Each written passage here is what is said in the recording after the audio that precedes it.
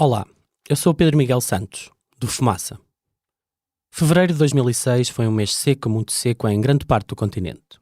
Quase todo o território estava em situação de seca fraca a moderada. Mas fazia frio.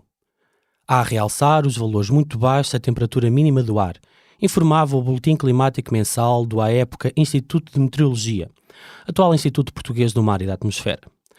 Foi numa destas noites gélidas que Gisberta Salso Júnior, 45 anos, mulher trans, imigrante brasileira, trabalhadora sexual, seropositiva e em situação de sem-abrigo, foi barbaramente assassinada num prédio em construção na zona do Campo 24 de Agosto, no Porto. Mataram-na um conjunto de miúdos, 14 rapazes, entre os 12 e os 16 anos. Depois de dias e dias de maus tratos e tortura, atiraram-na inanimada, mas ainda viva, para dentro de um poço na cave do edifício onde pernoitava. Aconteceu a 22 de fevereiro de 2006. No acórdão do Tribunal da Relação do Porto, que julgou o caso, lê-se que um dos adolescentes gritava para baixarem as calças a Gisberta, porque queria ver se era homem ou mulher. Em todo o processo e durante todo o julgamento, Gis, como era chamada pelas pessoas mais próximas, foi sempre tratada no masculino. Era assim que os seus documentos oficiais a identificavam, como homem. Os seus algozes falavam dela como travesti, que tinha mamas, e que se parecia mesmo com uma mulher. Gisberta era uma mulher. Passaram 16 invernos. Mas neste não chove. A seca é grave. O valor da temperatura máxima do ar em janeiro de 2022 foi o mais alto dos últimos 90 anos. Não foi só o tempo que mudou. O mundo e a sociedade portuguesa também. Hoje, se fosse viva, Gisberta Salso Júnior teria uma lei que protegeria quem era. Talvez não da violência, mas a legislação publicada em 2011, revista em 2018, garante o direito à autodeterminação da identidade de género e expressão de género e à proteção das características sexuais de cada pessoa. Foi a propósito da feitura, a aprovação e a entrada em vigor da Lei 38/2018, de 7 de agosto, que conversámos com Alice Azevedo, atriz e ativista trans. Discutimos sobre pessoas trans e intersexo, sobre género e sexo, sobre marchas do orgulho LGBTI+, e ainda sobre a retirada da transexualidade da Classificação Internacional de Doenças da Organização Mundial da Saúde. Republicamos esta entrevista no fevereiro dos 16 anos da morte de Gisberta Salso Júnior.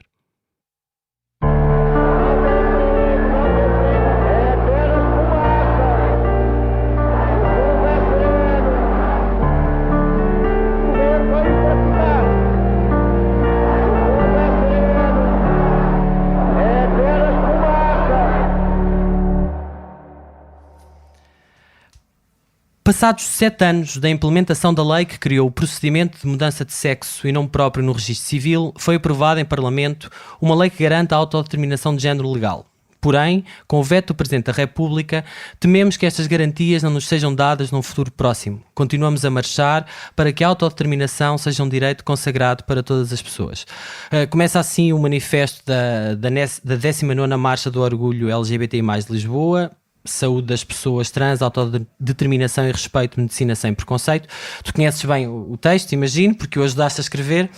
E já no ano passado o manifesto da Marcha do Orgulho tinha por título a autodeterminação do género, autodeterminação do corpo para todas as pessoas trans. Porquê é que andamos há mais de um ano a discutir este tema? Aproveito para dizer que já no ano antes desse também o lema da marcha tinha a ver com direitos trans e autodeterminação. Ou seja, já lá vão 3 anos que a coletividade do ativismo português em matérias LGBT considera que são os direitos trans que têm de encabeçar as reivindicações da marcha.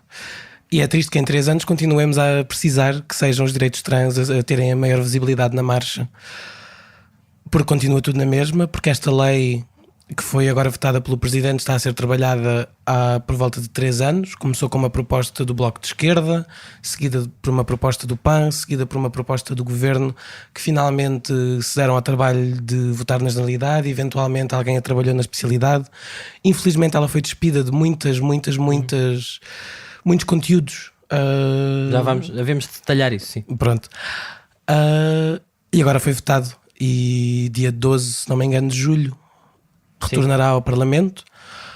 Nós exigimos ao Parlamento que ele reconfirme a lei, porque o Presidente da República não consideramos que ele tinha o direito constitucional de vetar uma lei que de inconstitucional não tinha nada e foi um veto ideológico, e conhecemos as linhas políticas do Presidente e exigimos à Assembleia da República que faça valer o seu poder legislativo e não ceda à chantagem presidencial.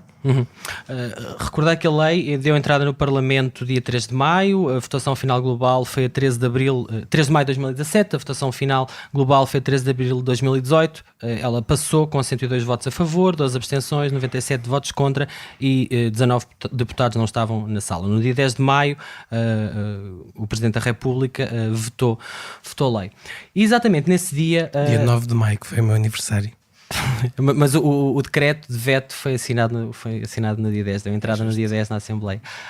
E nesse dia, reagindo ao veto presidencial, tu deste uma entrevista conjunta com a Julia Mendes Pereira, que foi a primeira transexual, pelo menos assumidamente, pessoa trans, muito obrigado pela correção, dirigente de um partido português, do Bloco de Esquerda, é co-diretora da Ação pela Identidade. E tu disseste nessa entrevista conjunta ao jornalista Bernardo Afonso do Expresso o seguinte: como esta lei não vai contra a Constituição, o seu veto é ideológico. Não me surpreendeu, mas é vergonhoso. Voltámos à época do aborto, em que o Presidente vetou ideologicamente. E a pergunta aqui é, não há sempre ideologia numa decisão presidencial? O que é que, por exemplo, na promulgação em maio de 2016 de uma lei que protegia a casa de morada de família no âmbito do processo de execuções fiscais, uma medida com que eu imagino que tu concordes, o que é que essa decisão de promulgação é menos ideológica que esta decisão de veto? O que é que tu queres dizer com esta afirmação de que é um veto ideológico? Em primeiro lugar, eu fui mal citada nessa entrevista porque eu nunca disse que o Marcelo vetou a lei do aborto, porque ele não era presidente na altura e não a poderia ter vetado. Mas pronto, era um paralelismo de Marcelo expressar as suas opiniões políticas na altura enquanto agente político dirigente de um partido e agora enquanto presidente da República, mas é o mesmo Marcelo, não nos esqueçamos. A ação de um presidente da República é sempre ideológica, obviamente, e é sempre política, e por muito que ele afirme que ele é um presidente de todos os portugueses, há sempre uma ideologia política por trás.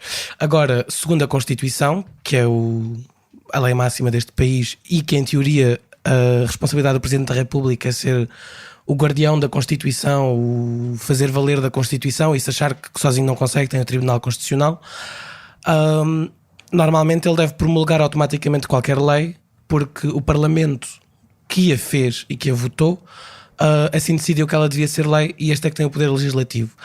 O único papel do Presidente no processo legislativo é garantir a constitucionalidade de uma lei, e se uma lei chega à sua secretária e o Presidente, que ainda por cima já foi professor de Direito, achar que, e conhecendo bem a Constituição, achar que algo naquela lei vai contra a Constituição portuguesa, então ele sim deve vetá-la, argumentando porque é que vai contra a Constituição e exigindo ao Parlamento, e relembrando o Parlamento, que tendo o poder legislativo não pode saltar por cima da Constituição. Ora, o Sr. Presidente vetou argumentando que acha que os jovens ainda precisam de certificados médicos para saberem quem são. Não houve qualquer argumento constitucional, ou seja, foi um veto ideológico, da mesma forma que todos os... Mas ele tem esse poder, não é? Tem essa prerrogativa de não ter... O veto é uma decisão política e, portanto, necessariamente ideológica. Em teoria, ele só deve vetar quando uma lei é anticonstitucional, mas na prática ele tem o poder de vetar pelas razões que quiser, como fez. E tu achas que o veto está relacionado com ele vir de um campo político mais à direita e, portanto, mais conservador e não tão... não sei qual será a palavra certa, mas não tão concordante com algumas dessas matérias? Eu acho que a mesma pessoa que na altura da discussão da interrupção voluntária da gravidez achava que certas pessoas não tinham autonomia suficiente ou não deviam ter autonomia suficiente para fazerem aquilo que achavam que era melhor para a sua vida e saúde, não me surpreende que neste momento ele ache que haja pessoas que não sabem quem são e que precisem de algum tipo de alvará exterior para o saberem. É uma pessoa que acha que tem alguma coisa a dizer sobre a autonomia corporal das outras, muito simplesmente. E não é a única pessoa a ter algumas reservas. Pedro Borges de Lemos, advogado e líder da corrente interna do PP, a CDS 21, que escreve regularmente no Público e no Jornal Económico, numa crónica com o título A Aberrante Lei da Identidade de Género, que foi publicada no Jornal Económico no dia 13 de abril deste ano, dizia o seguinte: não se pode ser alheio ao sofrimento daqueles que vivem o drama da identidade de género, sendo este um tema cada vez mais estudado cientificamente. Mas o assunto não pode ser tratado de uma maneira leviana, quando a lei abre a possibilidade de um menor poder entrar num processo de redesignação sexual sem a autorização dos pais, isso significa que um adolescente poderá fazer uma cirurgia de transgenitalização por conta própria, sem respeito pelos princípios de progressividade estabelecidos para a sua faixa etária. Era isto que estava em votação? Não, esse senhor, tal como acho que o Presidente e muitas outras pessoas, não leram a lei sobre a qual decidiram opinar tanto. Muito infelizmente, para mim, esta lei não permite autonomia corporal aos jovens, não permitiria autonomia corporal aos jovens, nem ninguém. Esta é uma lei que se foca muito simplesmente em questões de registro civil. Os processos médicos de transição, hormonização, cirurgias, infelizmente mantêm-se como estão, e já podemos falar porquê do infelizmente, mas esta lei era muito... Vamos aí à parte das cirurgias. Mas esta lei era muito simplesmente uma lei de registro civil, uma lei que alterava como é que eu posso mudar o meu nome e sexo, menção de sexo, no meu registro civil, no meu cartão de cidadão, e a alteração era que, em vez de precisar de um relatório de um médico que me diz se esta pessoa sabe quem é, o Estado passaria a reconhecer que eu sei quem sou sem que nenhum médico tenha a ver com isso, e eu iria ao registro civil alterar muito simplesmente. Não autoriza ninguém abaixo dos 18 anos a fazer nenhum tipo de alteração, seja ela qual for. Mas ninguém se dá o trabalho de ler a lei. Toda a gente acha que sabe do que está a falar. Mas então se calhar era importante explicar-nos as diferenças entre a lei que hoje continua em vigor, não é? Que é conhecida por, também é conhecida por Lei de Identidade de Género, que é a Lei 7 de 2011 de 15 de março, que na verdade cria o procedimento de mudança de sexo e de nome próprio no Registro Civil e procede à 17ª alteração ao Código do Registro Civil. E a proposta de Lei 75/13, que foi aprovada no Parlamento, que estabelece o direito à autodeterminação da identidade de género, expressão de género e o direito à proteção das características sexuais de cada pessoa. Isto são os nomes dos dois diplomas. A que está em vigor hoje continua a ser a Lei 7 e na altura em que foi aprovada foi apresentada como uma das leis mais progressistas no que toca às questões da identidade de género. Qual é a grande diferença entre essa lei, que continua em vigor, 2011, e esta proposta, e porque é que esta proposta era importante que não tivesse sido votada? Se calhar fazemos um panorama assim histórico das leis internacionais num instantinho. Basicamente, Portugal foi considerado histórico ao passar a Lei 7 de 2011, muito simplesmente porque foi um dos primeiros países a deixar de exigir cirurgias para alteração e reconhecimento legal de nome e género nos documentos. Porque até à altura em Portugal o que se fazia era, uma pessoa era obrigada a fazer um processo de transição que incluiria todos os passos de um processo de transição. Nota, nem todas as pessoas trans quererão fazer ou necessitarão de fazer tudo aquilo que pode envolver um processo de transição. O processo de transição de cada pessoa diverge. Ou seja, nem toda a gente quererá, nem necessitará necessariamente de uma cirurgia, como outras anunciarão. Mas era obrigatório fazer uma cirurgia. Para mudar o nome? Ir ao Instituto de Medicina Legal. Um médico analisaria de forma invasiva os nossos genitais. Daria um relatório a dizer esta pessoa efetivamente tem genitais femininos. Essa pessoa a seguir iria processar o Estado português por via judicial, porque não havia um processo administrativo para isto. Processava-se o Estado português por via judicial. Era a prática, tinhas que processar. Tinhas de processar o Estado português a dizer: eu tenho aqui um papel do Instituto de Medicina Legal a dizer que os meus genitais são femininos, mas o meu BI diz que eu sou masculino. E então o meu BI está errado, e processava-se o Estado para alterar. E o Estado, conforme a decisão do juiz de cada vez, normalmente alteraria. Em 2011, este processo deixou de ser assim, passámos a ter um processo administrativo no registro civil, a alteração de nome e menção de sexo nos documentos deixou de ter de passar por via judicial, e desde então, mas exigia um diagnóstico médico de... Originalmente era perturbação de identidade de género, entretanto o DSM atualizou-se e passou a ser disforia de género, agora entretanto mudou outra vez no outro dia, imagino que já vamos falar sobre isso também. Mas pronto, exigia um diagnóstico médico transexualidade para essa alteração. Portanto, o médico tinha que dizer: esta pessoa tem esta doença. Um médico e um psicólogo. E, portanto, esta doença permite-lhe, dá-lhe a possibilidade de mudar de nome, uma vez que a característica da doença é a pessoa não se sentir bem no corpo em que está e querer ter esta nova... Por alto era esse o racional. Pois. O que a nova lei vem propor é que o processo se mantenha administrativo, mas que saia a atrocidade de eu precisar do alvará de alguém que me diz quem eu sou ou não. Ou seja, retira o diagnóstico médico e eu posso ir ao registro civil mudar o meu nome e menção de sexo se achar que assim o devo fazer e se achar que é assim que o Estado me deve reconhecer e não como reconheci originalmente. Ou seja, tira o diagnóstico. A outra novidade que esta lei vinha trazer era que, em vez deste processo só ser acessível a pessoas a partir dos 18 anos, era acessível para pessoas a partir dos 16, embora entre os 16 e os 18 apenas com consentimento parental. Era assim que a lei estava redigida. E ainda está, se voltar a ser reconfirmada. E porquê que tu usaste a palavra atrocidade? Porque acho que é uma atrocidade haver alguém, haver uma estrutura social que exige que uma pessoa exterior a mim tenha o poder de dizer quem eu sou ou não, tenha o poder de me dar ou não a minha identidade, quando esta é minha. Daí esta lei se chamar também direito à autodeterminação do género. Eu sei quem sou e mais ninguém tem nada a ver com isso. Tu participaste, tu e muitas outras pessoas, ativistas, psicólogos, juristas, vimos que este processo demorou muito tempo, não é? Em termos de trabalho parlamentar, demorou quase um ano, foram feitas dezenas de audições, e tu e muitas outras pessoas foram ouvidas no Parlamento, na subcomissão para a igualdade e não discriminação. Nomeadamente, no lote em que tu foste ouvida, estavam outras 8 ONGs, organizações não governamentais dos direitos LGBTI+.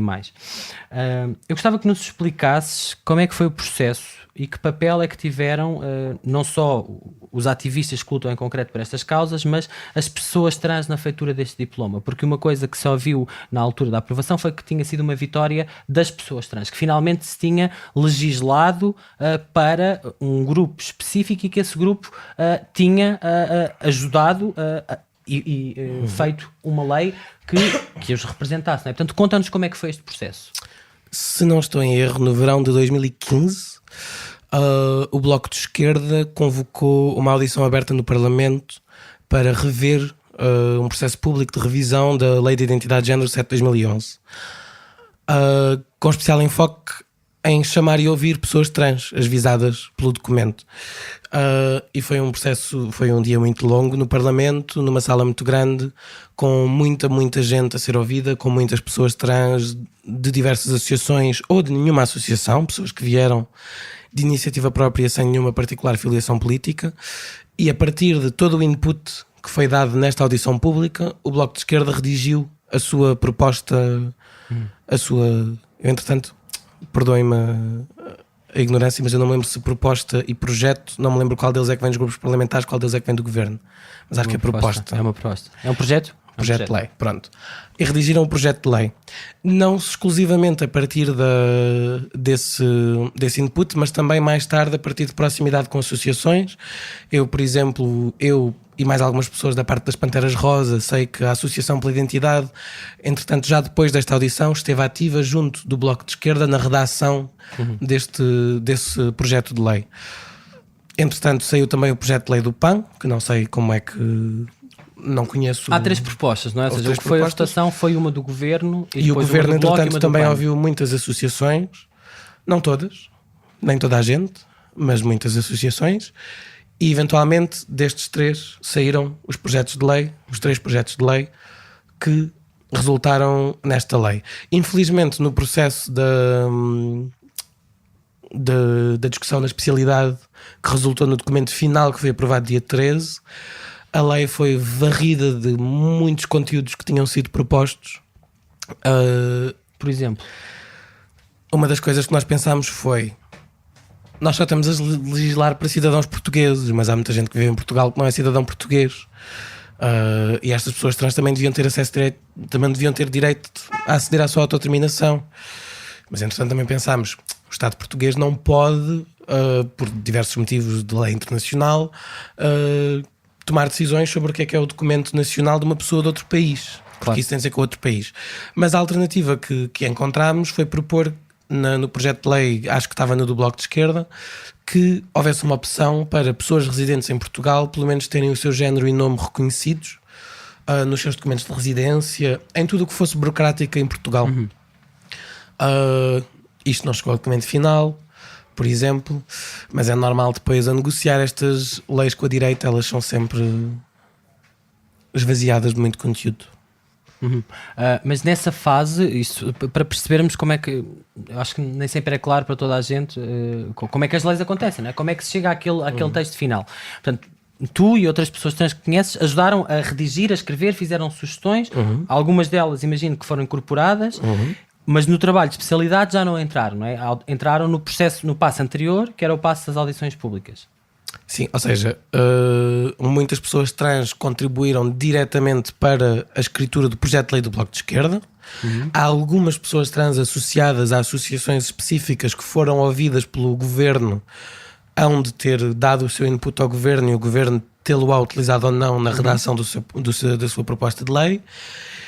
E a partir daí já não tivemos input direto, porque a partir daí, quando o projeto está na especialidade, os vários deputados de diversos partidos que constituem aquela subcomissão trabalham individualmente, embora chamem a sociedade civil para ser ouvida. E parte da sociedade civil que chamaram para ser ouvida sobre esta matéria foram as associações, as ONGs, os coletivos que trabalham em matérias LGBTI, no qual eu estive presente nessa audição em representação das Panteras Rosa, juntamente com colegas de outras associações e de outros coletivos, e aí eles tiveram o nosso input. Olhando para a lei final, se calhar não o integraram tanto quanto podiam, mas tiveram o nosso input. Infelizmente, mas reveste na proposta de lei final que foi votada e aprovada? Revejo-me, acho-a, como digo, muito esvaziada de muita coisa que acho que devia lá estar. Acho-a mais pobre do que podia ser, mas o essencial está lá. Está lá a autodeterminação, está lá o fim da exigência de pareceres médicos para aceder à autodeterminação do seu género. E está lá também outra coisa boa, embora não esteja redigida da melhor maneira, que está lá também, de alguma forma, a proibição às mutilações a crianças intersexo. Não saberei elaborar muito bem sobre isso, mas não posso deixar de dizer que várias associações intersexo a nível europeu e internacional mencionaram que a lei, da forma como está redigida, não garante tanto quanto podia a proteção então das características sexuais. Podes explicar o que é que são pessoas intersexo? A nossa sociedade está fundada em vários mitos. Por exemplo, o do homem e da mulher. E o do homem e da mulher é um mito que se constitui a partir de várias coisas, e um deles é uma diferenciação sexual de dois corpos que serão sempre 100% distintos em várias características, em termos de fisiologia, fisionomia, características hormonais, etc, etc, etc. Para além da questão cultural, à qual chamamos género, há uma construção sexual, também há uma construção de uma ideia física do que é que são estes dois corpos, também ela cultural, à qual chamamos sexo. E a nossa sociedade e a nossa medicina cresceu a acreditar ou a forçar que se acreditasse na existência destes dois sexos perfeitamente e 100% distinguidos um do outro. Masculino e feminino. Masculino e feminino.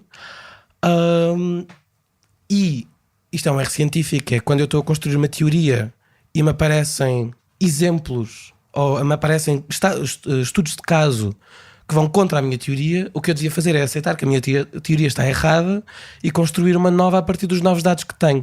O que a ciência fez foi insistir que havia um homem e uma mulher, um corpo A, um corpo B definidos desta maneira, e quando apareceram corpos e quando apareceram pessoas que não caíam nesta taxonomia que a ciência inventou, a ciência decidiu chamar-lhes aberrações, exceções, erros, e manter o seu arquétipo binário muito fixo.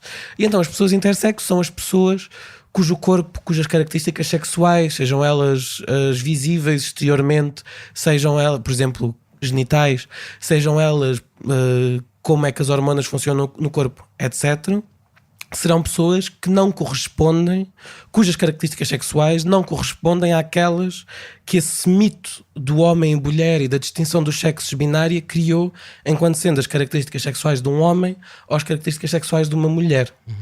E então, e normalmente a comunidade intersexo chama as pessoas não intersexo pessoas diádicas. Ou seja, diádico também tem a ver, é uma raiz ou latino-grega que contrapõe a bi, di. Dois, pessoas diádicas são as pessoas que correspondem a essas características e checklists sexuais que a ciência inventou, e as pessoas intersexo são as pessoas que não correspondem nem a uma nem a outra, e se calhar têm características de ambas. Antigamente chamava-se ou designavam-se essas pessoas de hermafroditas, não é? É um termo que não é correto. Não é correto por uma simples razão. e eu sei isto porque estudei ciência no 6º ano, a hermafrodita é um ser que tem capacidades reprodutivas, seja de fecundar, seja de ser fecundado, simultaneamente no mesmo corpo em funcionamento, como o caracol. O caracol tem a capacidade de fecundar e tem a capacidade de ser fecundado para gerar descendência. Isto não existe no ser humano. Nenhum ser humano consegue simultaneamente ter um útero funcional com ovários funcionais e espermatozoides funcionais. Isto não existe no ser humano.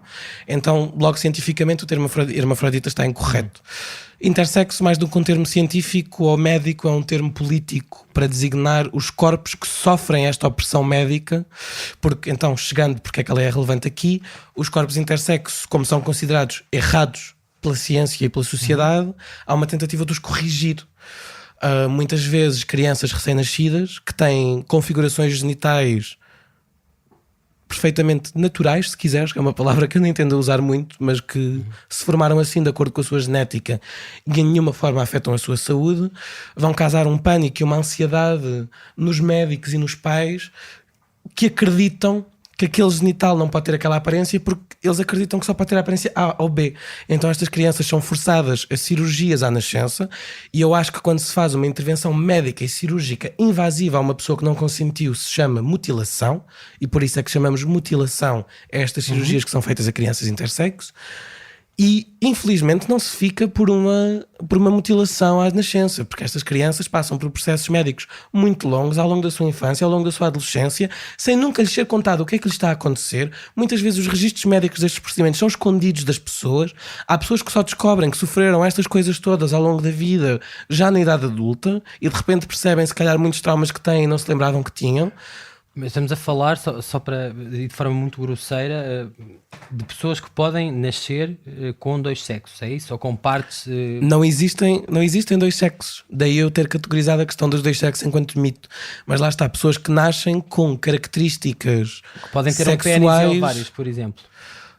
Pode existir, ou uma pessoa pode ter um útero e testículos interiores, mas as especificidades das variações intersexo não são relevantes para discutir aqui, até porque são muitas, são 40 e tal ou 50 e tal da última vez que reparei. O problema é exatamente elas não serem respeitadas e não ser dada a liberdade a estas pessoas de crescerem e de decidirem que necessitam de algum tipo de transição, claro, de hormonização, de cirurgia. Aí têm todo o direito a recebê-la. Qualquer pessoa deve tê-lo. Daí a luta trans e a luta intersexo estarem juntas. No fundo são lutas pela autodeterminação também do corpo de cada pessoa, e também estão juntas no facto de ter de ser proibido a invasão de corpos que não escolheram ser alterados. Okay. Tal como eram as pessoas trans obrigadas a fazer cirurgias quando se calhar não as queriam antes de 2011 em Portugal e ainda hoje em muitos sítios do mundo, e tal como acontece hoje em Portugal e em quase todo o mundo, mutilar crianças intersexo à nascença. Esta lei vinha então, de alguma forma, proibir essas mutilações, mas estava redigida de uma forma que de qualquer maneira mantinha a porta aberta para invasões a esta proteção, e por isso foi criticada por organizações intersexo internacionais, e espero que sejam ouvidas e que sejam revistas talvez antes da reconfirmação da lei, para que já garanta também o máximo possível a proteção das características sexuais das pessoas intersexo. A 20 de junho deste ano, portanto há meio dúzia de dias, a Organização Mundial de Saúde deixou de classificar a incongruência de género, é o termo utilizado pela Organização Mundial de Saúde, como doença mental na classificação internacional de doenças. De acordo com a nova classificação, que ainda tem que ser aprovada pelos países membros da ONU, a transexualidade passa agora a ser considerada como uma condição de saúde sexual em vez de transtorno mental e comportamental. O que é que isto significa na prática e que implicações é que isto tem no futuro das pessoas trans? Ainda vou ter de reler melhor esse novo diagnóstico, que não é bem um diagnóstico, e percebê-lo, mas muito resumidamente, isto já mudou várias vezes. Originalmente chamava-se transexualidade, perturbação de identidade de género, que alterou para disforia de género. Então, perturbação de identidade de género, segundo a Classificação Internacional de Doenças, quereria dizer, categorizia uma doença, muito simplesmente. Eu sou doente, ser trans é doente. E depois eles, a certo ponto, já não sei quando, passaram a chamar-lhe disforia de género. E disforia de género, em termos de diagnóstico, quereria dizer que eu não sou doente, mas tenho uma característica em mim que me gera sofrimento. E então disforia de género é o diagnóstico que descreve esse sofrimento associado a ser trans. Eu acho que o avanço foi zero, porque no fundo é uma forma de, em palavras mais bonitas e parecendo mais acessível, continuar a que os nossos corpos sejam controlados pelo aparelho médico, e pelo que o aparelho médico, ao invés de nos dar o apoio que precisamos, exercer controle sobre nós. Nessa distinção, não é? Mas agora nesta nova decisão. Esta nova decisão tira a disforia de género da categoria das patologias e cria uma nova categoria chamada incongruência de género, que mete então nas questões de saúde sexual e reprodutiva e não nas psicopatologias. Não sei, posso dizer que fiz um post de Instagram a dizer a disforia is out, a incongruência is in. Eu sempre soube que era incongruente, ninguém tem de me dizer. Não sou a pessoa mais coerente, mas como é que isto muda a vida das pessoas trans? Que implicações é que tem? Porque imensas pessoas compararam esta alteração com a mesma decisão quando se retirou a homossexualidade, deixou de ser classificada, considerada como uma doença. Há uma diferença. A homossexualidade não saiu das psicopatologias para entrar noutra parte da categorização internacional de doenças. A homossexualidade saiu. Tchau, beijinhos. Já não há nada, já não há nenhuma menção a ti aqui nesta categorização de doenças ou paradoenças ou psicodoenças ou seja o que for. Enquanto que a transidentidade, e já agora transexualidade é um termo que nós não usamos no ativismo trans, transexualidade é um termo médico que nos é imposto e que nós recusamos a maior parte do tempo. Pessoas trans será o termo mais correto, dado que estamos na época do politicamente correto, que as pessoas não gostam tanto. E no fundo, esta alteração na categorização internacional de doenças pode servir para... O Parlamento Português saudou, fez um voto, aprovou por unanimidade um voto de saudação a esta decisão no passado dia 22. Não sei, o Parlamento Português também tinha passado um voto de saudação no Dia Internacional contra a Homofobia, Transfobia e Bifobia, dado que esse dia existe porque a homossexualidade foi descategorizada enquanto doença, mas ao mesmo tempo vários partidos que acham bem que estas coisas não sejam doença por estes votos que fazem, também votaram contra a autodeterminação da identidade de género. Por isso os votos que o Parlamento faz, eu já não confio muito pouco valor a esses votos. Então voltemos à lei, porque no dia 12 de julho a lei votada vai voltar ao Parlamento para ser reapreciada e há vários cenários em cima da mesa.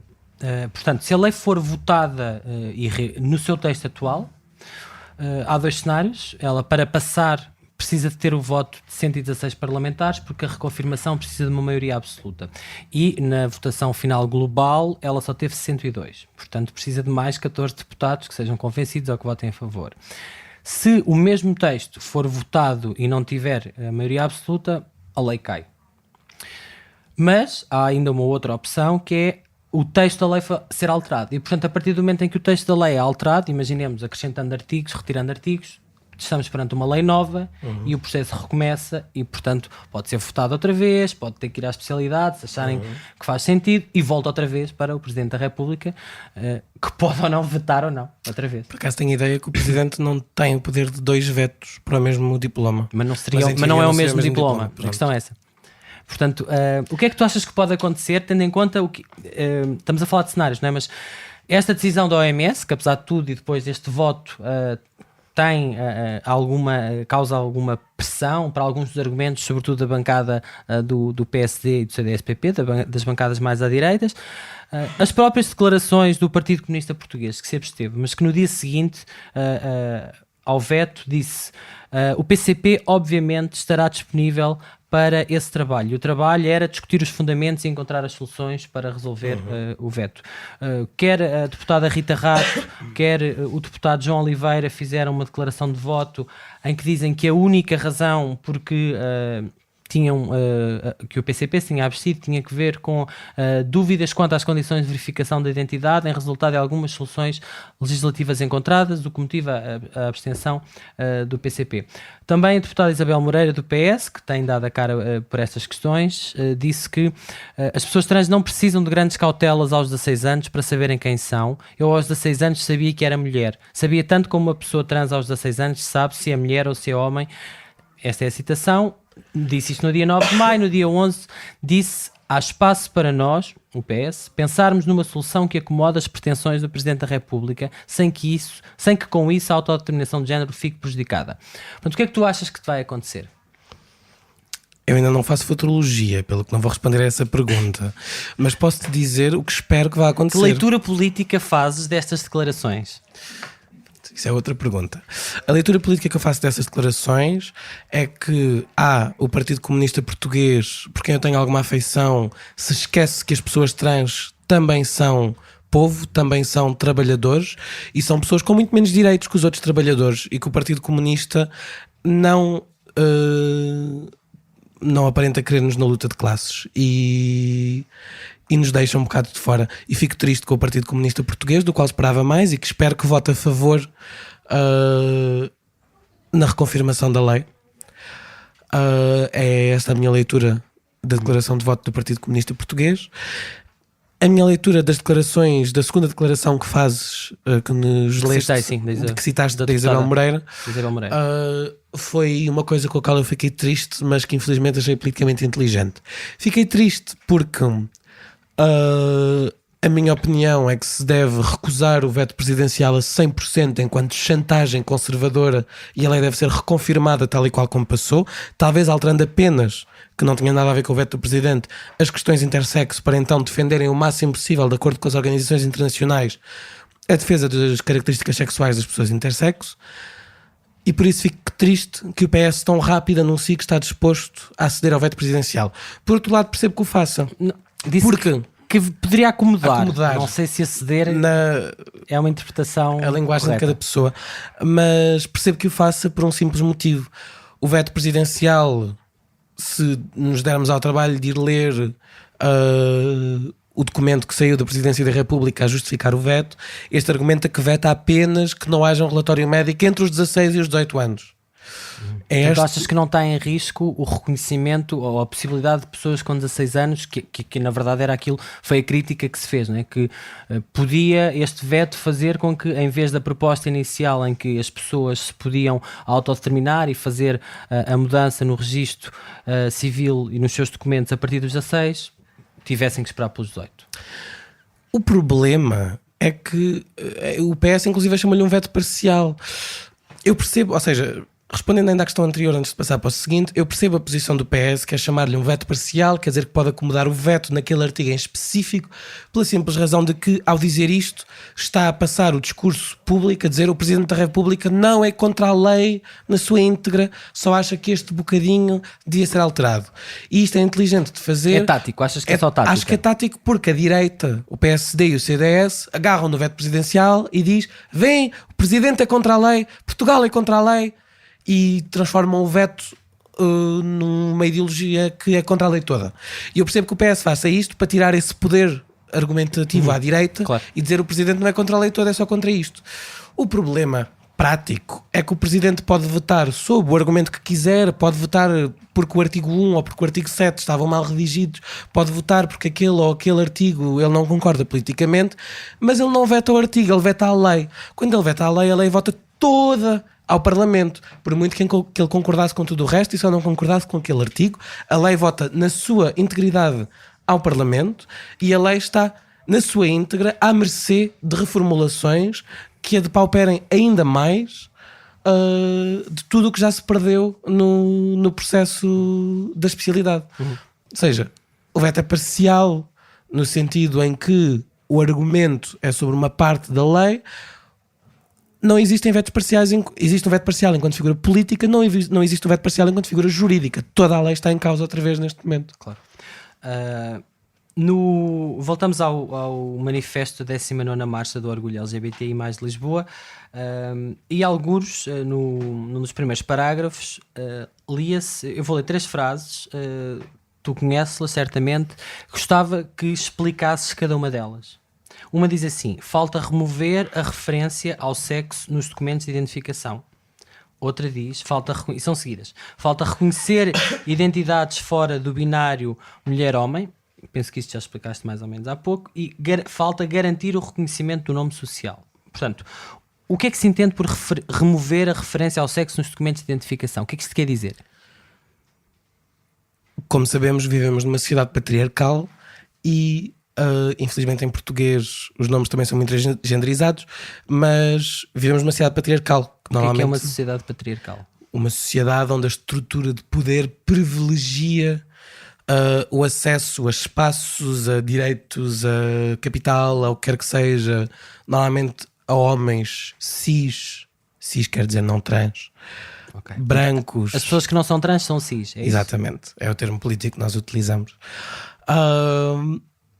Em favor ou contra as outras pessoas, que para estas poderem ser privilegiadas, a carga e o peso da opressão cai sobre as outras, como falamos do patriarcado enquanto estrutura de opressão, como podemos falar do racismo enquanto estrutura de opressão, como podemos falar de outras estruturas de opressão.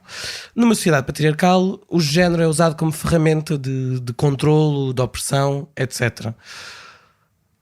Faz sentido para alguns grupos políticos feministas e LGBT que ninguém tenha nada a ver com qual é o nosso género.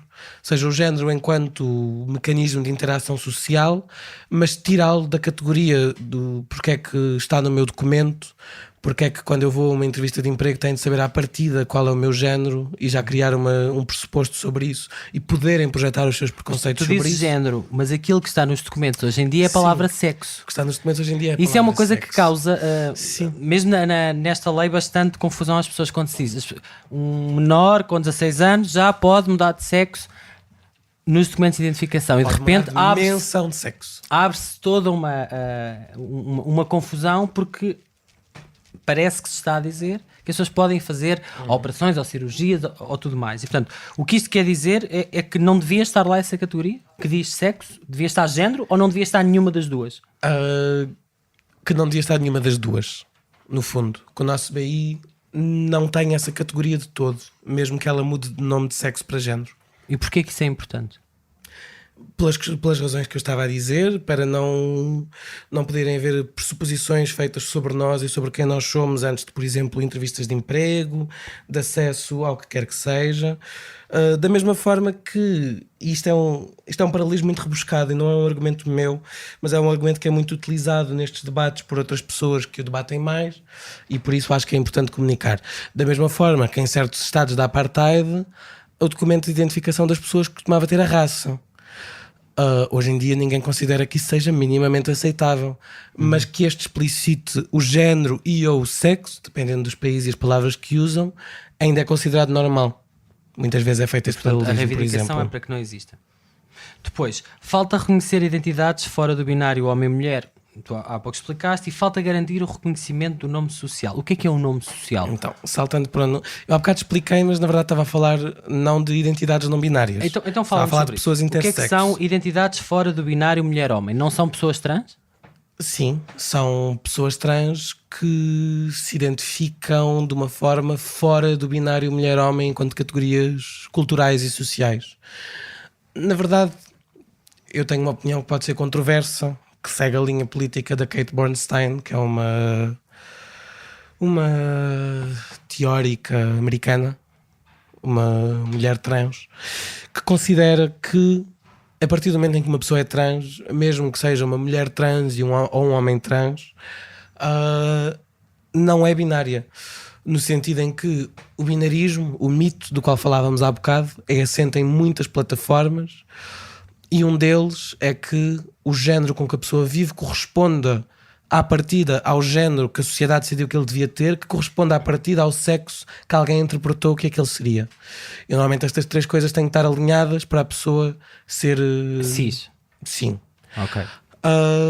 Quando uma pessoa é trans e decide que a forma como vai viver e a forma como tem de viver não corresponde àquilo, não corresponde ao género que lhe foi atribuído, que por sua vez corresponderá na fantasia desse mito ao tal sexo, essa pessoa é trans. E o simples facto de ser trans já a tira deste binário, porque este binário precisa destas três coisas alinhadas. E se eu vivo enquanto mulher quando alguém decidiu que eu devia ser homem, só isso já faz de mim fora do binarismo, já faz de mim não binária, no sentido em que, sendo uma mulher, não sou uma mulher cis, nunca tirei a vivência social de uma mulher cis a 100%, e também não quero ter, não sou uma mulher cis, sou uma mulher trans e sou muito feliz por isso. Mas para além de pessoas trans que se identificam enquanto mulher e se identificam enquanto homem nos seus discursos e na forma como verbalizam a sua identidade, há pessoas que não usam nem o termo mulher nem o termo homem, porque não lhes faz sentido, e utilizam outros termos, normalmente não binário, para designar então uma categoria de género. Que não tem que ser definida, é isso? Ou que pode que é definida enquanto não sendo homem e mulher. Que é definida por oposição a este binário.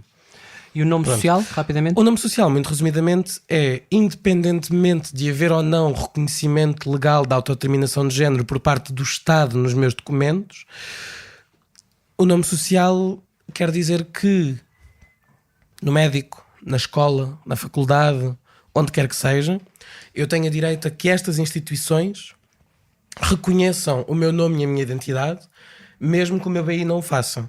Ou seja, eu posso chegar à faculdade e por motivos financeiros, por motivos pessoais, por motivos políticos, sejam eles quais foram, eu não mudei o meu BI, ou porque não tinha um diagnóstico e ainda estamos na Lei 7/2011 e preciso ter.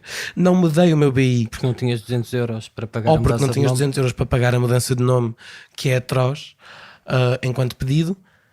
Por algum motivo não mudei o meu nome legal. E o meu nome legal continua a ser o que me atribuíram à nascença, e o meu género / menção de sexo legal continua a ser aquela que me atribuíram à nascença. Mas eu chego à faculdade e tenho mais é que me chamar Alice e tenho mais é que me tratar por ela. O nome social é um mecanismo, por exemplo, da faculdade, que independentemente da forma como o Estado me reconhece ou deixa de reconhecer, a faculdade reconhece-me tal como eu lhe exijo. Seja a faculdade, seja a escola, seja o jardim de infância, seja... Pronto. O nome social é esse mecanismo administrativo de instituição para instituição em que ela me reconhece segundo quem eu sou, independentemente do meu documento. Ok, muito bem. Há pessoas trans que querem fazer uma transição que implique, por exemplo, mudanças físicas profundas, como as cirurgias de reatribuição sexual. Há outras que não, mas há umas que sim. Mas esta opção no Serviço Nacional de Saúde tem sido bastante complicada para muitas pessoas que se queixam dos tempos de espera, do processo, da falta de experiência de algumas equipas. Numa reportagem da jornalista Céu Neves, que foi publicada no Diário de Notícias em março passado, lia-se: as cirurgias no Serviço Nacional de Saúde são feitas desde 2011 no Centro Hospitalar Universitário de Coimbra, concretamente na Urgos, que é o nome da unidade médica que faz estes procedimentos médicos. Foram realizadas 73 desfaloplastias e 21 vaginoplastias em 54 utentes. Alguns fizeram mais do que um procedimento cirúrgico e têm vindo a aumentar estes procedimentos: 21 cirurgias em 2017 e 4 já neste ano. O Hospital de São João no Porto faz estas intervenções há 2 anos, tendo realizado 4 vaginoplastias e uma faloplastia. No manifesto da marcha deste ano lia-se também: não esquecemos os problemas com as cirurgias no Serviço Nacional de Saúde e exigimos cuidados de saúde mental, hormonais, cirúrgicos e outros que sejam éticos, de qualidade, atempados e gratuitos. O que é que se passa com as cirurgias e os tratamentos no Serviço Nacional de Saúde para as pessoas trans? As cirurgias no Serviço Nacional de Saúde funcionam mal, por diversas razões. Em primeiro lugar, ainda estão patologizadas e são precisos vários diagnósticos médicos, ou seja, é preciso um diagnóstico médico para alterar o nome e género ou a menção de sexo no registro civil, que tem de ser assinado por um médico e por um psicólogo, ou por uma médica e uma psicóloga, ou por uma pessoa não binária que pratique psicologia e uma pessoa não binária que pratique medicina. Estas duas pessoas assinam-me um diagnóstico e eu posso mudar o nome. Se eu, entretanto, quiser fazer algum tipo de cirurgia, seja ela qual for, vou precisar de ir a uma outra equipa, a uma outra pessoa médica, a uma outra pessoa psicóloga que me faça uma segunda avaliação. E quando eu tiver estes 2 diagnósticos, é assim que isto funciona neste momento, posso pedir autorização à Ordem dos Médicos. 2011, não é? Sim. Posso pedir autorização. Não é segundo a Lei 7/2011, porque a Lei 7/2011 não regula procedimentos médicos. Exato. Foi assim que a Ordem dos Médicos decidiu que tinha de ser. É a Ordem dos Médicos que decide isso. Sim. Agarro nestes 2 diagnósticos e peço uma autorização à Ordem dos Médicos a dizer: olha, realmente tenho aqui estes 2 diagnósticos, quero fazer estas cirurgias e é preciso que a Ordem dos Médicos aprove. Isto pode ser desconhecimento meu, mas eu tenho a sensação que mais nenhuma outra cirurgia em qualquer tipo de especialidade no campo da medicina neste país exige eu pedir autorização à Ordem dos Médicos para uma cirurgia. Quer dizer que tu não és seguida por um médico como um outro problema de saúde qualquer e ele decide executar não sei quantos procedimentos? Isso não existe? Existe, mas é preciso sempre pedir autorização à Ordem dos Médicos. Enquanto que eu acho que se for fazer outro tipo de cirurgia, sei lá, se partir a perna, se fizer qualquer coisa e preciso de uma cirurgia, acho que normalmente não é preciso pedir autorização à Ordem dos Médicos. Quer dizer que a Ordem dos Médicos pode negar? Pode. Acho que não costuma fazer. acho que nunca o fez, até a informação que eu tenho, mas isto admito que tenho de pesquisar, não tenho esta informação comigo. Mas tem esse poder na forma como as coisas funcionam hoje em dia. E mas não disso, negando, o que é que acontece? Não negando, a seguir a pessoa vai para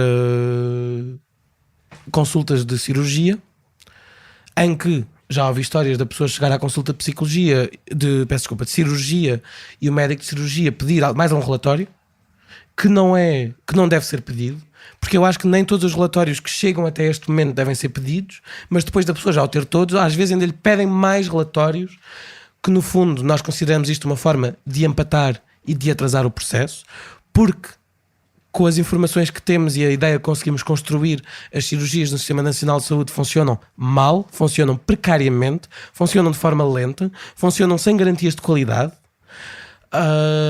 e então há todos estes processos de atraso. Depois há uma lista de espera muito confusa, porque às vezes existe e às vezes não. Nós temos pessoas que nos dizem ter ido ao Urgos e estarem em lista de espera para as suas cirurgias, e nos dizem que estão em lista de espera há imenso tempo, mas depois sai uma entrevista em que alguém, não sei se foi essa da C.O. Neves, se foi uma outra, em que uma jornalista vai ao Urgos e questiona a chefe desse departamento sobre então o que é que se passa com esta lista de espera, e a senhora responde: não há lista de espera nenhuma. E ao mesmo tempo temos um monte de pessoas trans a dizer-nos que foram postas na lista de espera. A única interpretação que fizemos disto na altura foi: não há lista de espera, se calhar porque eles não estão a fazer cirurgias, então ninguém está à espera de nada, estamos todos a olhar para as paredes. Sabemos que de vez em quando acontecem cirurgias. Não temos houve 73, não é? Não temos nenhuma pessoa cirurgiã permanente, especializada, com trabalho de qualidade no Sistema Nacional de Saúde. Temos 1 ou 2 médicos, se não me engano, estrangeiros, não sei de que país, que volta e meia vêm cá fazer algumas destas cirurgias. Havia um médico, não é? Se calhar é preciso dizer isto. Havia um médico chamado Décio Ferreira, que se reformou do Serviço Nacional de Saúde e agora está e agora numa faz instituição privada a fazer estas e faz cirurgias este tipo no privado. No privado, não é? Mas eu, enquanto pessoa de esquerda, acho que o Serviço Nacional de Saúde tem de garantir tudo aquilo que é de saúde às pessoas que vivem neste país. E por isso o que acontece no privado é-me irrelevante. Há pessoas que não têm dinheiro para chegar lá. Sim, isso tem de ser garantido pelo são Serviço milhares de Nacional euros de Saúde. destas cirurgias. E o Serviço Nacional de Saúde deixou de ter este médico, que só um também não é suficiente, e agora tem cirurgiãos que volta e meia vêm a Portugal realizar estas cirurgias, mas não tem ninguém permanente que se especialize nem e que faça esta estas equipa cirurgias. que é a Urgos e que foi criada precisamente para criar massa crítica, não é? Pessoas que tivessem o conhecimento e que conseguissem levar a cabo isto, nem isto acontece. Com a informação que eu tenho, acho que não. E quando esta lei for passada, esperemos, a nossa, pelo menos a minha principal ambição enquanto ativista trans em Portugal é focarmos na questão da saúde, porque esta lei não cobra a questão da saúde e a questão da saúde tem de ser rapidamente reestruturada. E o nosso principal foco vai ser lutar por uma saúde inclusiva, que respeite os direitos trans, que apoie as pessoas trans ao invés de as analisar e de as controlar. Vamos para a nossa última pergunta e depois abrimos o espaço para para os nossos apoiantes que estão aqui hoje e que queiram fazer perguntas. A ILGA Portugal publicou este mês, a semana passada, o Estudo Nacional sobre Ambiente Escolar com o nome Jovens LGBTI+, 2016-2017. Entrevistaram 663 jovens entre os 14 e os 20.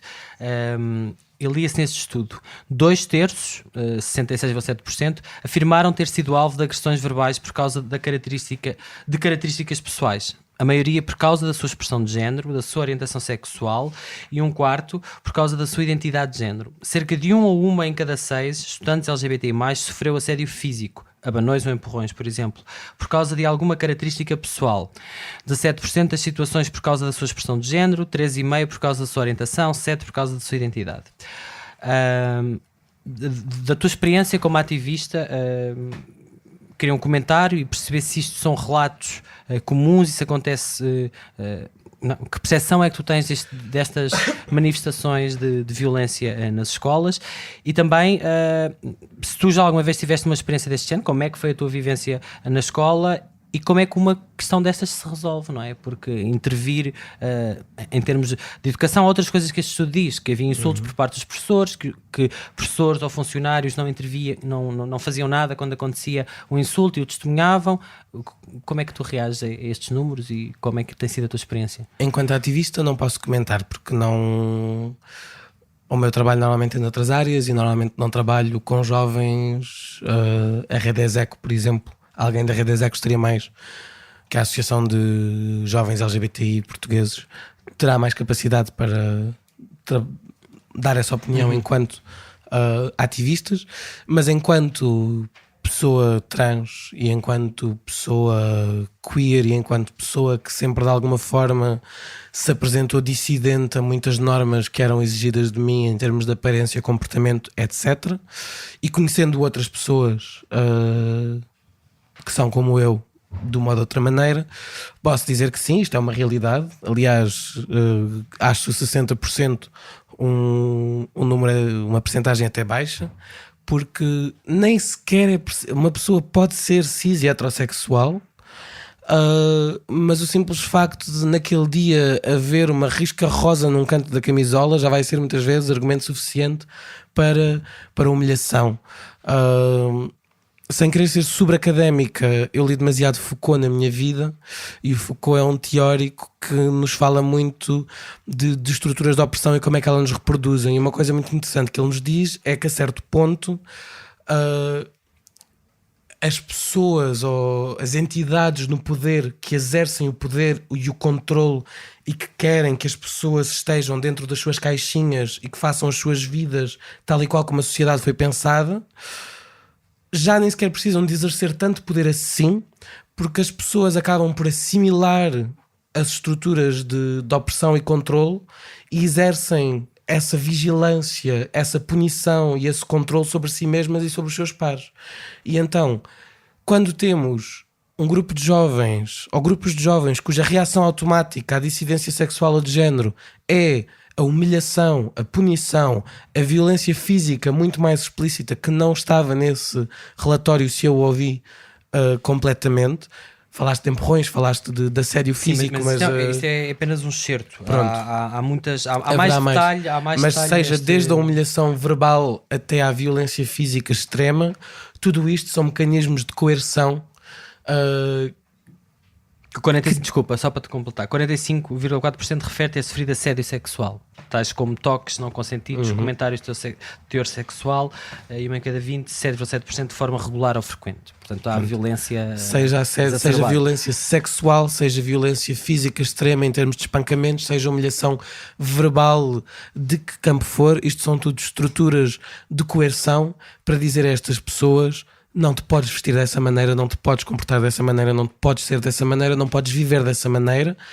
E para te relembrar que cada vez que o fizeres, cada vez que o tentares, alguém te vai bater, alguém te vai chamar paneleiro, alguém te vai fazer alguma coisa. Isto chama-se terrorismo, que é uma forma de exercer a nossa ideologia política pelo medo. É isto que a sociedade normalmente faz, terrorismo de género, em que nos exige que nos comportemos de uma certa maneira e que sejamos de uma certa maneira, e que nos instaura um medo de sofrermos consequências violentas se não o fizermos. Essa é a realidade nas escolas, essa é a realidade fora das escolas, essa é a realidade no país, que se quer crer muito avançado, mas não é assim tanto. O feedback que eu tenho é que isso é tudo verdade, foi isso que eu vivi, foi isso que os meus pares viveram, é isso que as pessoas que eu conheço hoje em dia, que felizmente já saímos de meios escolares mais fechados, falamos sobre os nossos passados e tiveram vivências também muito similares. Como é que se resolve? Não sei. Mas há algumas formas que vão sendo tentadas. Consciencialização, a fazer com que a informação chegue a jovens desde muito cedo, porque é desde pequenino que se torce o pino, que se relembre às crianças que aprenderam e a sociedade lhes disse que podiam comportar-se desta maneira e que podiam bater naquela pessoa e que podiam tocar naquela pessoa, e que muitas vezes estavas a dizer que os próprios professores o fazem. Quando um professor assedia moral, sexual, fisicamente uma criança por esta estar a apresentar dissidência sexual ou de género, ele está a dizer a todos os jovens, enquanto figura de autoridade perante eles: reparem, eu, figura de autoridade, estou a fazer isto, eu estou-vos a dar autorização para fazerem. As figuras de autoridade reproduzem estes mecanismos. Quando um professor não faz nada perante uma situação de violência, também está a passar a mensagem, um professor, um auxiliar, alguém na estrutura escolar que tem poder e é uma figura de autoridade em relação às crianças. Quando se depara com uma situação de violência e não faz nada, também está a dizer às crianças que praticaram esta violência: vocês podem, não há consequências. Vocês podem bater no paneleiro. Ou seja, temos de criar uma cultura, temos de criar um espaço escolar em todos os anos letivos, em que nunca ninguém se sinta à vontade para bater no paneleiro. As pessoas têm de sentir medo se acharem que querem bater no paneleiro. Mas achas que isso vai lá com mais legislação? Porque uma das coisas que tem sido dita é que ao longo, vamos pôr, da última década, a comunidade LGBTI+, teve uma série de conquistas legais e se avançou imenso num conjunto de coisas que antes não eram permitidas e agora são. O casamento, a adoção. Agora, se esta lei passar, um conjunto de reivindicações importantes para as pessoas trans, portanto, do plano legal parece estar tudo feito. É uma acusação, é uma afirmação que às vezes é feita. Mas depois como é que tu mudas isso? Precisas de mais leis? Precisas de leis que proíbam essas coisas? Não, e na verdade eu não tenho a minha opinião sequer feita sobre as vantagens de leis punitivas em relação a certas coisas, especialmente no que toca quando estamos agora a falar de menores de idade, de escolas, etc. Não acho que seja, não sei, eu tenho muito debate, ainda tenho na minha cabeça assim uma confusão muito grande sobre processo, sobre estruturas legais e de justiça e qual é que eu concordaria com mais ou menos. Mas acho que deve haver sensibilização, acho que deve haver desde cedo estruturas em massa que vão às escolas ou que estejam nas escolas e que estejam lá para cada vez que alguém tirar um insulto homofóbico, transfóbico, violência do bolso, relembrar que não é ok, não sei bem como punição, seja medidas preventivas, antes de haverem situações de violência com as quais se tenha de se lidar, fazer sensibilização, discursos, relembrar que não é ok, que toda a gente está bem como está, que temos é de viver juntos e no amor e kumbaya. Mas isto deve ser permanente, devem haver estrutura, e aí sim devem haver estruturas de fiscalização muito fortes sobre as figuras de autoridade desta escola, que se praticarem violência ou autorizarem violência devem ser fortemente punidas nesse sentido, nem que seja por perderem o cargo. Quando um professor autoriza que haja violência homofóbica ou transfóbica na sua sala de aula, esse professor não deve ser professor, porque a função do professor não é exclusivamente ou racista, ou qualquer outra, ou racista, ou seja, qual for, ou seja, tudo o que é matérias de opressão não podem ser permitidas por nenhuma figura de autoridade em âmbito escolar, nem outras. E estes devem ser punidos ou autorizarem. Boa. Alice, obrigado. Obrigado, não acabámos, mas vamos passar para o público, chamamos-lhe assim. Como é a primeira vez que fazemos isto, não sei como é que dizemos. Mas estou a estrear aqui qualquer coisa. E as pessoas que estão aqui ao vivo a assistir. Alguém tem alguma questão? Sim? Então, João, faz para esse microfone. As pessoas lá em casa não te estão a ver, mas nós aqui conseguimos. Ok. João Labrinça, já agora. Portanto, eu sei que disseste aqui que és de esquerda, mas sei também que pertence às Panteras Rosa, que são um coletivo anticapitalista, e eu vou fazer uma pergunta em duas. Que gostava que nos explicasses o que é o conceito de pinkwashing e depois aplicando a Portugal, nomeadamente ao movimento e às marchas, e de que forma, à marcha LGBT neste caso especificamente, e de que forma é que a presença de empresas, de marcas, etc., que vemos noutros países com muita força e que de alguma forma desvirtuam a parte política e a parte de reivindicação, como acontece nas grandes capitais europeias, de que forma é que isso aqui em Portugal poderá já estar a acontecer, poderá vir a acontecer? É isso. Fazemos se calhar mais... Responde já? Como preferires. Responde já. Se precisar de recolher várias perguntas, preciso de um papel e de uma caneta. Então, mas responde já esta. Então, desde já muito prazer, João. Não é que vocês não se conheçam, não é? Era uma piada. Eu e o João fazemos os dois parte da comissão organizadora da marcha. Então isto é uma pergunta enviesada. Mas, muito resumidamente, pinkwashing é um termo que descreve quando uma entidade, seja ela qual for, já podemos analisar isso, se reveste de uma capa de direitos LGBT, chamemos-lhe assim, para esconder ou para desviar a atenção de práticas, sejam elas de práticas desumanas, de práticas contra os direitos humanos, de práticas de opressão, mas se pinta com uma imagem liberal e avançada e aberta de mente, exatamente por ter essa aparência de direitos LGBT, que muitas vezes não se traduz sequer em apoiar direitos LGBT para quem quer que seja. Um exemplo extraordinário, obrigada. Um exemplo extraordinário de pinkwashing é a prática do Estado de Israel. Não se reduz ao Estado de Israel, mas o Estado de Israel é sempre assim o exemplo flagrante de pinkwashing, que sendo um Estado expansionista, colonial, que todos os dias, não todos os dias, mas com demasiada frequência, mata civis com mísseis em zonas ocupadas por si, se publicita enquanto um Estado super avant-garde, porque os direitos LGBT aqui são o máximo, a marcha LGBT em Tel Aviv é ganda festa, as pessoas no nosso exército podem estar fora do armário enquanto gays, lésbicas e até trans, ou seja, toda a gente aqui é bem-vinda para vir exterminar palestinianos. E no fundo é esta aparência de direitos LGBT para esconder tudo o resto que faz de atroz. Mas posso questionar, uma coisa invalida a outra? Ou seja, não há dúvida de que de facto essas pessoas, trans, gays, lésbicas, podem estar no exército e ter esses direitos, não é? Ou seja, quando se diz pinkwashing, esses direitos de facto existem. Essas pessoas lá têm um conjunto de direitos e de respeito para certas pessoas, mas eu acho que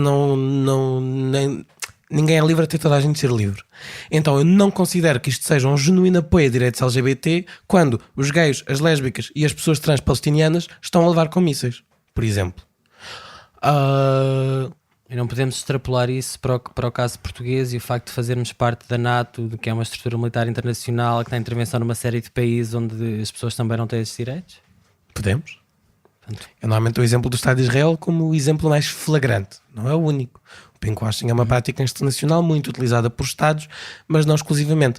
Também se usa muito no plano do capital, voltando à pergunta do João, para empresas, que normalmente, especialmente quando é feito por grandes empresas que desrespeitam a todos os níveis questões ecológicas, questões laborais nas suas estruturas internas, que funcionam a face recibos verdes ou têm ordenados miseráveis ou o trabalho é todo, não me lembro da palavra portuguesa para outsourced.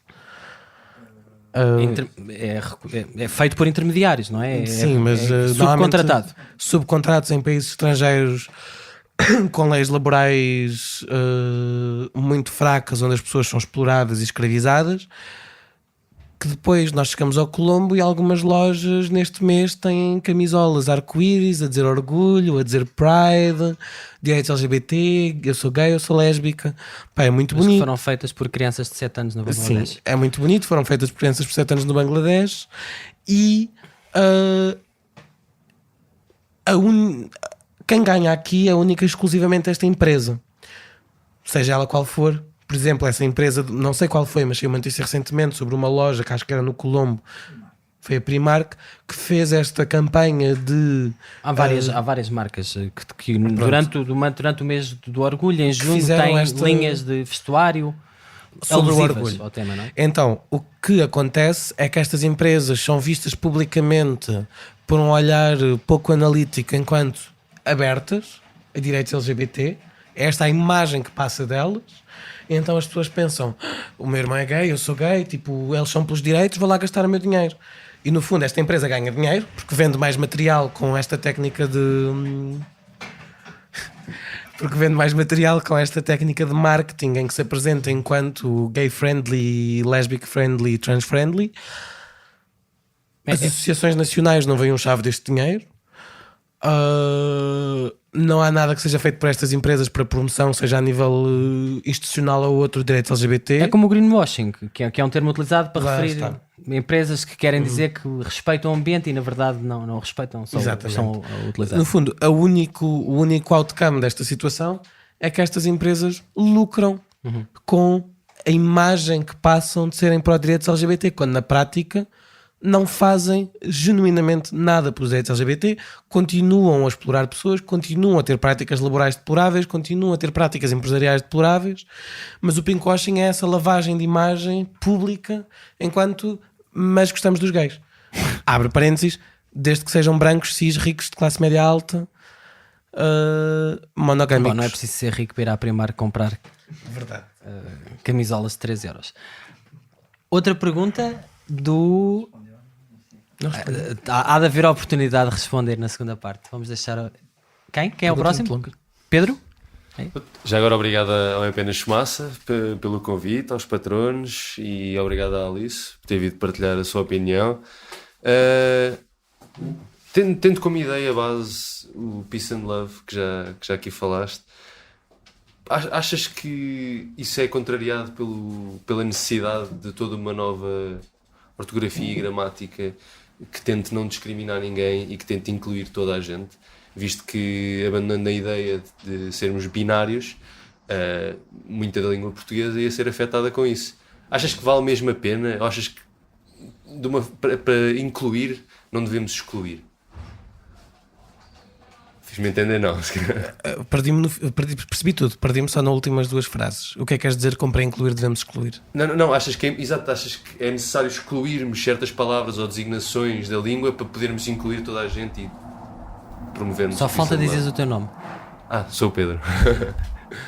Obrigado, Pedro.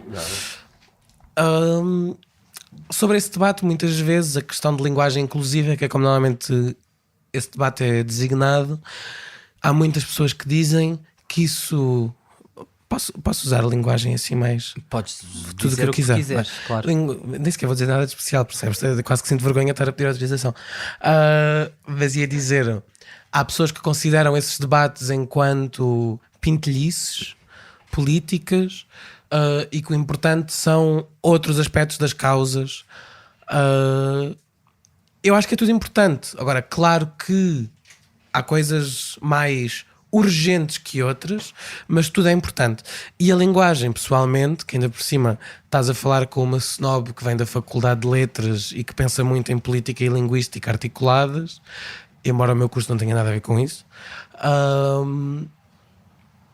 que é a linguagem diz-te muito sobre um povo, sobre uma cultura, a forma como ela é usada, que palavras, que significados. Por exemplo, a linguagem portuguesa, então, em termos de género, é binarizada até ao limite. É muito difícil tentar retirar o género da linguagem. Mas a linguagem transmite então essa ideologia. Uma linguagem binária transmite e reforça uma ideologia binária, desse mito do binário, do homem e mulher fixo, estático, X, etc.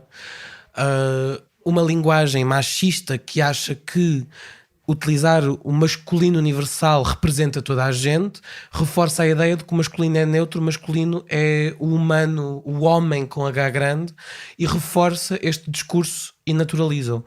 Então eu acho efetivamente que eu, pelo menos, quero usar uma linguagem que não acho que a palavra homem representa a humanidade. Eu quero usar uma linguagem que acha que mesmo pessoas que não usam o pronome ele nem ela existem. E faz sentido um outro pronome, é isso? Um pronome neutro? É muito difícil em português, mas fazer sentido faz. Se há pessoas... Porque já há países que adotaram, não é? E em português também foi inventado, alguns. Mas entretanto a língua funciona mesmo assim. A língua funciona com invenções, algumas pegam, algumas não, a língua muda, a língua perde coisas, deixamos cair sílabas, colamos palavras porque somos preguiçosos a falar, que é super legítimo. Mas em termos de linguística ou de ensino de gramática, de ensino de língua, há duas expressões que eu gosto muito para explicar isto, que é gramática prescritiva e gramática descritiva. Uma lógica de ensinamento de gramática prescritiva é um ensinamento ou uma forma de falar social que te vai dizer é assim que se fala, e se tu falas um bocadinho fora disso vão-te dizer estás a falar mal, porque eu estou-te a prescrever como é que se fala e fala-se assim. Isto é uma lógica de ensinamento que prescreve como é que as coisas são, e há uma lógica de gramática descritiva, que ao invés de tentar impor modelos linguísticos arcaicos e inabaláveis, antes olha para a linguagem como ela é usada pelas pessoas, olha para a linguagem como ela é alterada pelo seu uso, e em vez de tentar manter a linguagem como ela foi escrita, que era há X anos atrás, dizer a língua mudou. As pessoas falaram e a língua mudou, e agora as palavras usam-se de forma diferente, e agora houve palavras que apareceram e houve termos que apareceram, e então vamos, em vez de prescrever como é que deve ser, vamos descrever como é que realmente é. Mas isso é uma reivindicação da comunidade trans, por exemplo? Isso é uma questão que importa? Não sei se era por aí que tu querias ir ou não. Agora a questão é, Pedro. Eu acho que é uma questão que importa. Não posso falar por toda a comunidade trans, eu sou só uma pessoa, Do que tu mas conheces conheço muitas das pessoas reivindicações. trans. E não é preciso ser trans, não é preciso ser sequer uma reivindicação de comunidade trans. Conheço muitas pessoas feministas, transfeministas, com noções interseccional de feminismo, que consideram que a utilização da linguagem, especialmente quando é institucional, deve ser mudada, exatamente para não transmitir tão leviana e casualmente como se fosse natural certas coisas, como a questão do masculino universal, que é o termo correto se pensarmos numa gramática portuguesa enquanto prescritiva, que nos diz que o masculino universal descreve toda a gente. Perdão? Espera, eu tenho um arroto meu na rádio, pessoal. Olha, eu acho que isso foi o momento melhor. Foi o melhor momento da Foi tu teres entrevista. Assumido o arroto. Exatamente. Eu acho que sou bonito. Eu não quero saber de papéis de género.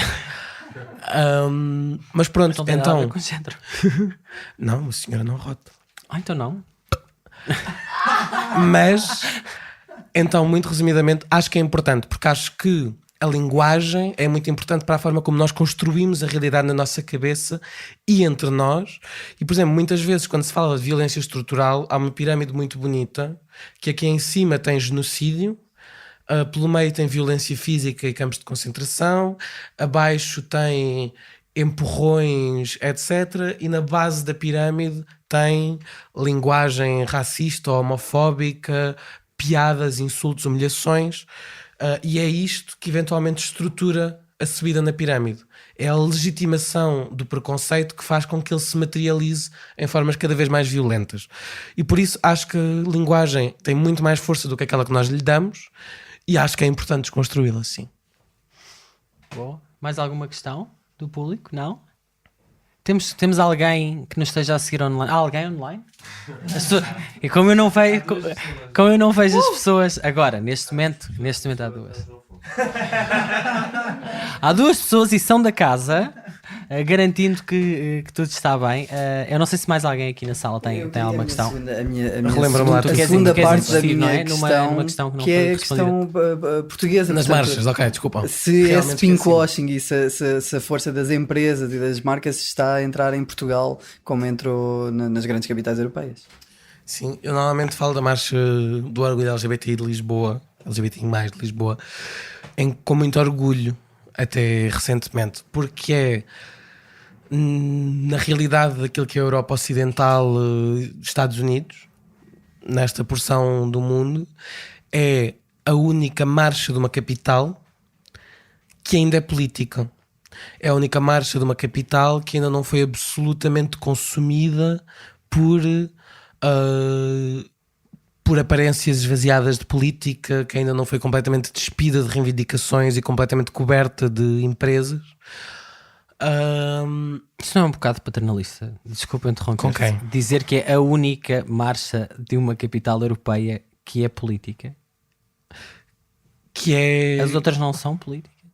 Tudo é político, mas isto é, que tem a ambição de ser política e de ter uma mensagem política reivindicativa. Porque a mensagem política que abre todos os anos a Marcha de Londres é: comprem Absolute Vodka. É um caminhão gigante da Absolute Vodka pintado em cores de arco-íris que abre a Marcha de Londres. Por exemplo, parte da mensagem política da Marcha de Paris é um bloco de... Isto não tem a ver com o capital, já vou entrar em outras coisas. Um bloco de polícias e militares LGBT. Quando são os polícias e militares que noutras manifestações também LGBT vão espancar a malta e vão oprimir quando os imigrantes fazem manifestações, ou quando as trabalhadoras do sexo estão a fazer manifestações, são estes os polícias e os militares que vão espantá-las. Bom, mas há polícias Mas vem à militares marcha. LGBT, não é? Pois Não há. há nada a fazer em relação a isso. Não se podem proibir de ir à marcha, não é? Podem proibir-se de ter um emprego que oprime os seus irmãos e irmãs. Mas isso é a escolha de irá cada da escolha de cada um, não é? Ninguém escolhe ser gay, mas há quem escolha ser polícia. Mas, voltando à Marcha de Lisboa e voltando à pergunta do João,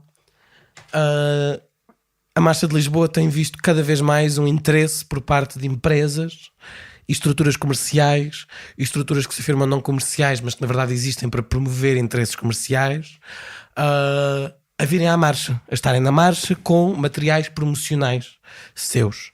Por exemplo?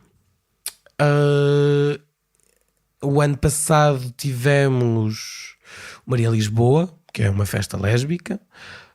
E era o nome de um bar, não é? Costumava ser um bar em Alcântara, acho eu, que entretanto o bar fechou, mas a marca continua registada e passou a ser uma festa que vai saltando de sítio, que acho que ainda existe. Por acaso este ano não vieram a mais. Tivemos outra empresa o ano passado, João, ajuda-me. Já não se lembra. Pronto. Este ano tivemos variações, que é um... João, ajuda-me. É uma Como é que Câmara se de escreve? Comércio LGBTI. Não é uma Câmara de Comércio. É uma associação. Uma associação de comércio e turismo LGBT. Mas isso é mau? Eu acho que é. Estar em empresas é mau. Eu acho que é. Porquê? Não é tão simples quanto estar em empresas. Porque eu posso ter uma empresa aberta e registada em que tento combater em tudo o poder de opressão capital que isso me dá, e em que respeito os ordenados dos empregados, e em que se calhar até nem sequer há um patrão e empregados e há um coletivo, embora seja uma marca registada e comercial, e em que eu a uso efetivamente para a promoção de certas coisas, e vou à marcha até mais com a preocupação de representação em matérias LGBT do que das pessoas verem a minha marca. Isso é uma coisa. Outra coisa é uma empresa que não faz nada por direitos LGBT, que desrespeita direitos laborais, que etc. Falando dessas, vir à marcha com materiais arco-íris. É o que falávamos há bocado. É o tal pinkwashing. É o tal pinkwashing, é o tal venham gastar dinheiro aqui porque eu estou-vos a dar a impressão que gosto de vocês, mas mal vocês sabem que se vierem atrapalhar para a minha loja vão sofrer de uma opressão homofóbica enquanto empregados por parte dos vossos superiores que nem sabem. E entretanto, por exemplo, coisas... Mas há relatos disso? Nas empresas que têm vindo à marcha? E quer dizer, isso Não estou a falar especificamente das empresas que vêm à marcha, Okay. estou a falar, é normal haver homofobia no espaço de trabalho num país que é homofóbico. E sabemos, por exemplo, sei lá, o BNP Paribas, que é um banco que se tem vindo a promover enquanto LGBT friendly, é conhecido por ter sido processado, e acho que o processo foi ganho no Tribunal de Justiça francês, Há por várias vários situações casos de homofobia no local de trabalho.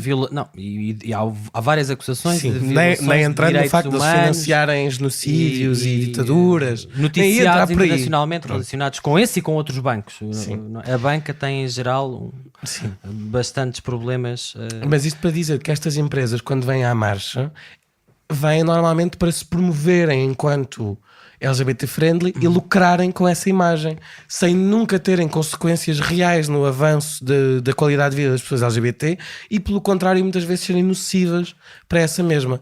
Já a questão de variações é outra. A questão de variações é um conjunto de empresas e de negócios que têm como público-alvo normalmente gays, mas por acaso acho que há algumas entidades cujo público-alvo são lésbicas lá dentro, e acho que não muda muito disso, embora se chame LGBTI ou LGBT, não sei, mas não interessa. E que basicamente pensam as pessoas LGBT enquanto um nicho de mercado onde se pode ir fazer lucro. Agora, quando se pensa nas pessoas LGBT enquanto um nicho de mercado onde se pode fazer lucro, está-se a pensar em muitos gays e em algumas lésbicas que têm poder de compra e vão-se criar serviços para essas pessoas para se fazer dinheiro com eles. E quando se pensa nestas pessoas enquanto um nicho de mercado, está-se a esquecer todas as pessoas LGBTI que vivem na rua porque já não conseguem pagar as rendas devido à especulação imobiliária, que já não conseguem pagar as rendas porque a maioria dos apartamentos em Lisboa foram convertidos em Airbnbs. Airbnb é essa que publicou uma notícia a dizer que Lisboa é o melhor sítio, ou está no top 10 ou no top 15, já não sei, dos melhores sítios para passar o mês do orgulho. E então vêm os turistas todos gays endinheirados a alugar Airbnbs, e os gays pobres de Lisboa ficam todos na rua porque já ninguém tem dinheiro para pagar estas rendas. E são este tipo de mecanismos e este tipo de estruturas que no fundo acaba por aceitar uma certa porção das pessoas LGBTI se estas se comprometerem a serem pessoas endinheiradas dentro de uma estrutura capitalista, e os outros ficam para trás. Isso não é o meu ativismo, não é a minha marcha. Este foi mais um episódio do É Apenas Fumaça, onde se fala sobre a sociedade com quem quer falar sobre ela. Obrigado, Alice Azevedo. Obrigado a eu. Feminista. Obrigado aos nossos apoiantes que estão aqui ao vivo e a cores, e quem está lá em casa a acompanhar-nos via streaming. O É Apenas Fumaça, que comemora hoje o seu segundo aniversário, é produzido por Bernardo Afonso, Maria Almeida, Frederico Raposo, Pedro Duzarte, Ricardo Ribeiro, Sofia Rocha, Tomás Pereira, Tomás Pinho E por mim, que estou a respirar, Pedro Miguel Santos. A música é dos Lotus Fever. Ouçam mais episódios em apenasfumaca.pt ou no iTunes, SoundCloud, YouTube, Comunidade Cultura e Arte Rumo, a Rádio Universitária do Minho, a Rádio Alma Bruxelas, no Shifter e também noutras aplicações de podcasts. Até já!